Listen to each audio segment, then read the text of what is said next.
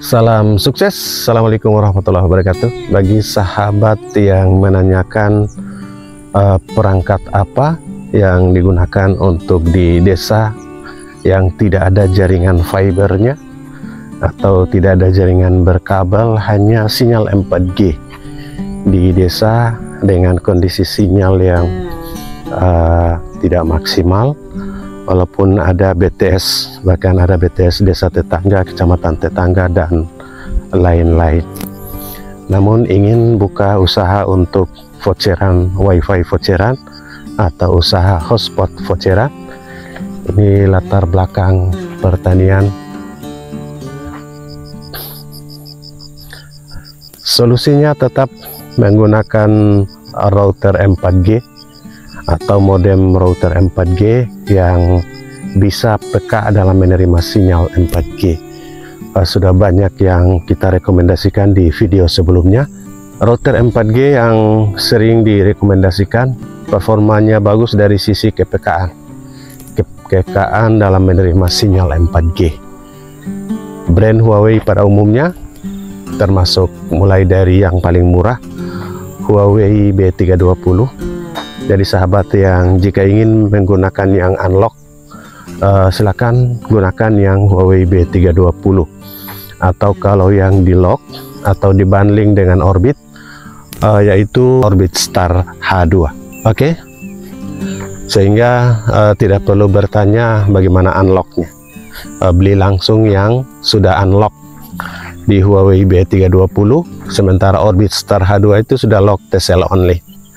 Yang kedua, Orbit Pro H2 Huawei B530 ini sudah di lock juga. Dan yang ketiga, Orbit Max H2 Huawei B636. Ini brand Huawei yang sangat peka dalam menerima sinyal 4G untuk area di desa yang sulit mendapatkan sinyal.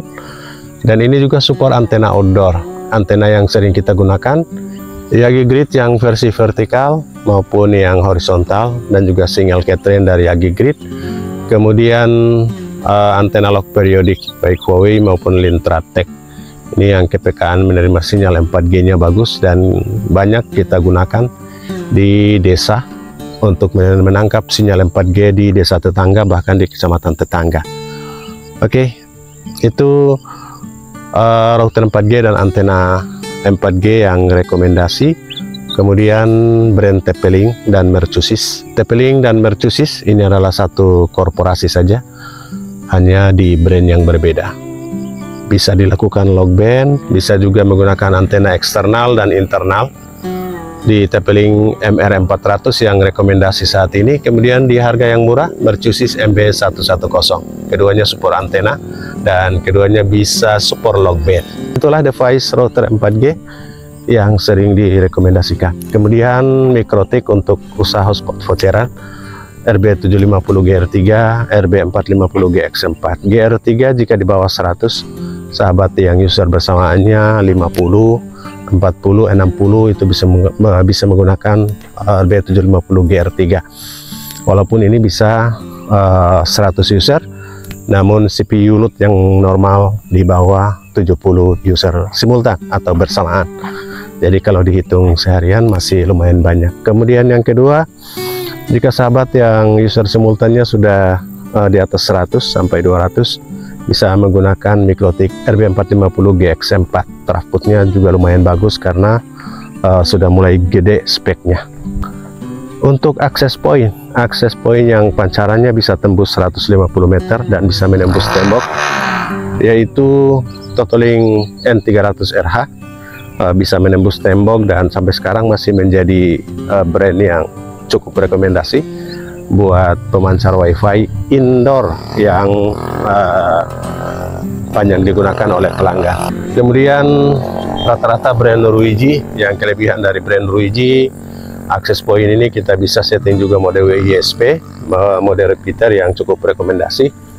Kemudian Ruiji juga bisa kita remote lewat cloudnya, jadi tanpa harus terhubung, kita bisa melakukan setting jarak jauh. Ruiji juga cukup rekomendasi untuk jarak 150 meter langsung. dan bisa menembus tembok yang maksimal. Oke, itu rekomendasi untuk usaha hotspot WiFi voucheran di desa dengan menggunakan sinyal 4G. Untuk settingan mikrotik, akses point, dan juga modemnya sudah ada di video-video sebelumnya. Cara cetak vouchernya juga lengkap di video lama.